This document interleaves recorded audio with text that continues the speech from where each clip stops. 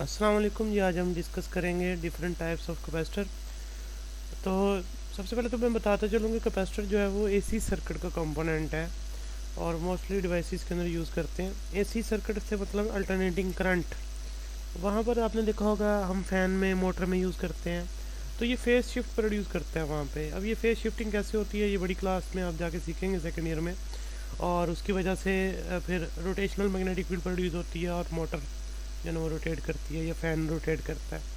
तो हम तो यहाँ उसका बेसिक जो रोल है वो पढ़ रहे हैं कि चार्ज स्टोर करता है, और चार्ज स्टोर करने की जो उसकी एबिलिटी उसे हम कैपेसिटेंस कहते हैं, और वो किस तरह बढ़ाई जा सकती है या कम की जा सकती है। यहाँ डिफरेंट टाइप्स के कैपेसिटर जो है ना हम डिस्कस करेंगे। तो सबसे पहले पैरेलल प्लेट कैपेसिटर है कि सिंपली दो प्लेट्स, जैसे आपने पहले भी डिस्कस किया स्टार्ट में जब कैपेसिटर स्टार्ट किया था, कि दो पैरेलल प्लेट्स उनके दरमियान कोई भी एक मीडियम होगा इंसुलेटर जिसे हम डाइलेक्ट्रिक कहते हैं, और उन प्लेट्स को जब आप बैटरी से कनेक्ट करते हैं तो कैपेसिटर चार्ज होता है। तो इसमें जो बीच में डाइलेक्ट्रिक है उसका बड़ा रोल है कैपेसिटेंस के लिए। अगर डाइलेक्ट्रिक आता है तो कैपेसिटेंस जो है ना वो बढ़ती है।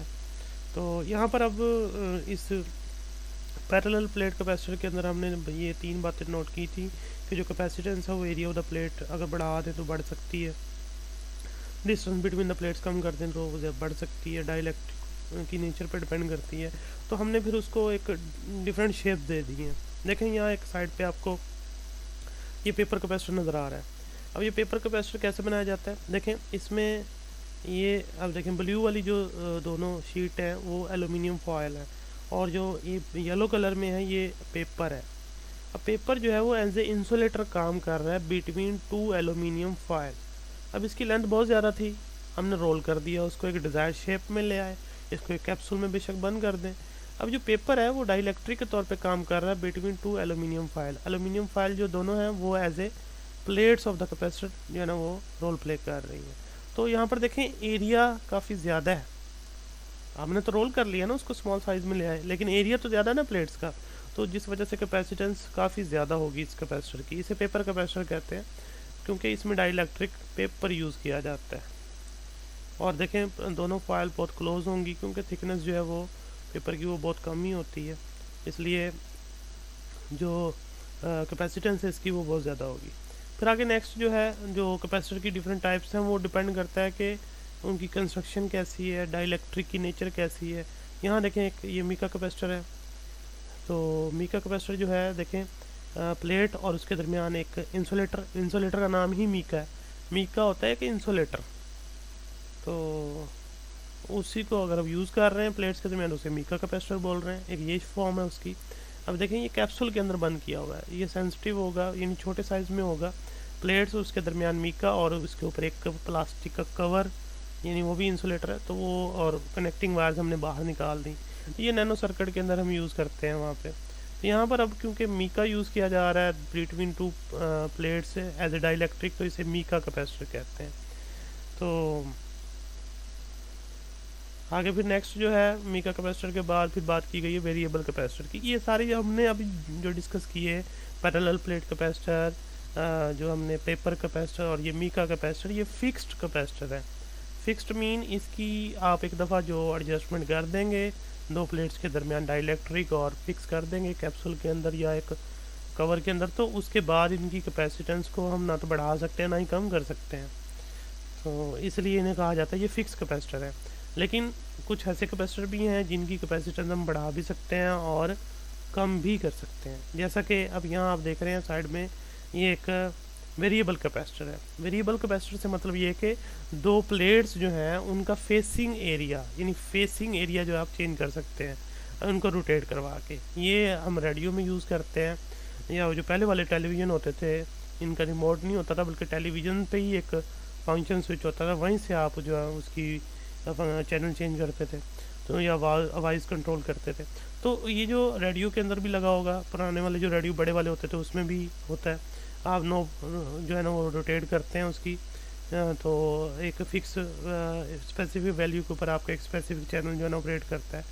तो अब वो क्या कर रहे हैं, आप जब नॉब को रोटेट कर रहे हैं आप कैपेसिटेंस की वैल्यू चेंज कर रहे हैं जो कैपेसिटर रेडियो के अंदर लगा हुआ है। तो इस वजह से वो जो फ्रीक्वेंसी है रेडियो की वो चेंज हो जाती है और जिस पर्टिकुलर चैनल से फ्रिक्वेंसी मैच करेगी वो चैनल की ट्रांसमिशन आप रिसीव करेंगे और सुनने लगेंगे।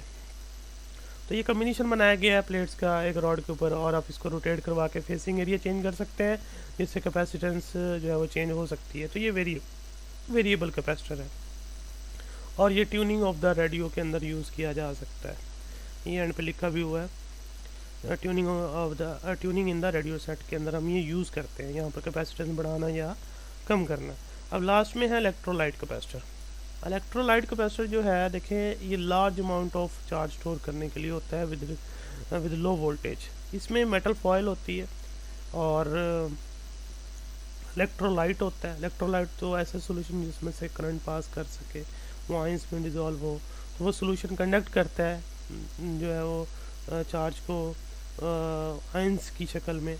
और फिर जब आप वोल्टेज अप्लाई करते हैं इस फॉयल के ज़रिए से, तो फॉयल के साथ जो इलेक्ट्रोलाइट है वो लेयर बना देता है, एक मेटल ऑक्साइड की फॉयल के ऊपर एक लेयर बना देता है, जो कि इंसुलेटर के तौर पे काम करती है, और उसे हम डाइलेक्ट्रिक कहते हैं यहाँ पे। यानी वो जो थिन लेयर होगी, बहुत बारीक होगी वो लेयर, यानी इलेक्ट्रोलाइट डाला, मेटल फॉयल डाल दी, करंट पास करवाया, तो क्या हुआ, इलेक्ट्रोलाइट में से जब करंट पास किया तो मेटल ऑक्साइड बन गई।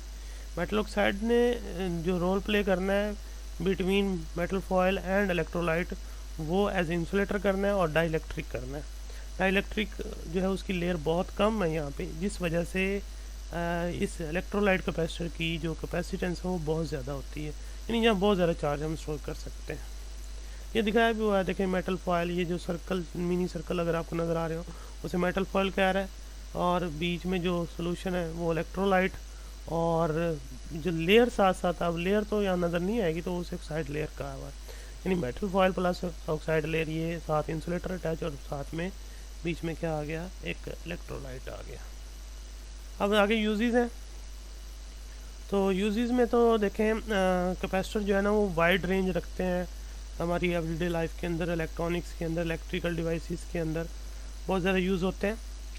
तो इसमें जो अभी हमने बात भी की थी कि ट्यूनिंग, ट्रांसमिशन, ट्रांसमीटर के अंदर, रिसीवर के अंदर, ट्रांजिस्टर रेडियो के अंदर यूज़ होते हैं, टेबल फ़ैन के अंदर, सीलिंग फ़ैन के अंदर, एग्जॉस्ट फ़ैन के अंदर, मोटर के अंदर, कंडीशनर के अंदर, कूलर के अंदर, वाशिंग मशीन के अंदर, एयर कंडीशन के अंदर, और भी बहुत सारी अप्लायंसेस ऐसी हैं जिनकी स्मूथ वर्किंग के लिए हम कैपेसिटर यूज़ करते हैं।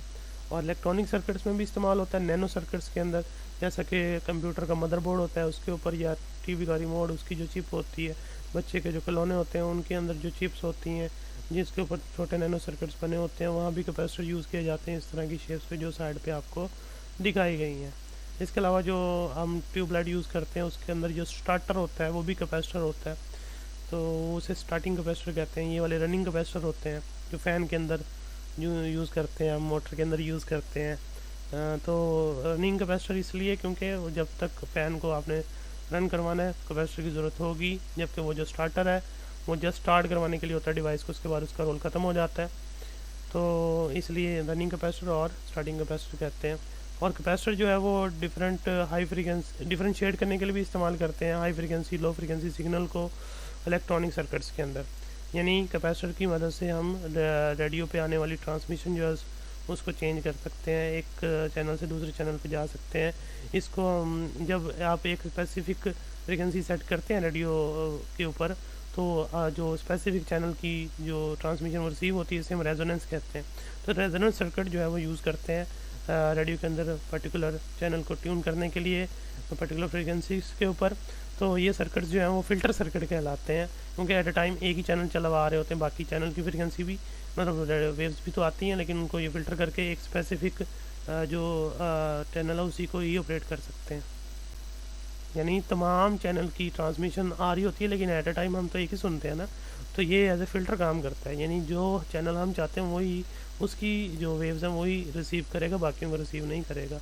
तो हम कैपेसिटर से उसको ट्यून करते हैं, तो रेजोनेंट जिस चैनल के साथ हम चाहते हैं उसी के साथ होगा, वो फिर ऑपरेट करेगा। तो इसलिए सेरेमिक कैपेसिटर जो लास्ट में लिखा हुआ है, सेरेमिक कैपेसिटर जो है वो जनरली सुपीरियर है और अदर टाइप्स। तो देयरफॉर ये इसलिए वेस्ट रेंज के अंदर जो है ना यूज़ किए जाते हैं। तो ये इनके यूजेस शॉर्ट क्वेश्चन में पूछे जा सकते हैं। इसके मैंने आपके जो नोट्स हैं उसमें भी डिस्कस करेंगे जब हम चैप्टर ख़त्म होने पे ये पढ़ेंगे। वैसे इस चैप्टर के शॉर्ट काफ़ी सारे बनेंगे, तो वो एक ही दफ़ा पे अब करने पड़ेंगे क्योंकि हमने हाफ चैप्टर पे शॉर्ट नहीं किया। चलो ये आप पढ़ लीजिएगा। जो टाइप्स ऑफ कैपेसिटर ये लॉन्ग में भी आ सकता है, तो 3-4 टाइप्स जो है आपको एक्सप्लेन करने को कही जा सकती हैं, लॉन्ग बन सकता है। एज ए शॉर्ट में कोई भी टाइप पूछी जा सकती है, तो कोई बात ना समझ आए तो आप पूछ लीजिएगा। अल्लाह हाफिज़।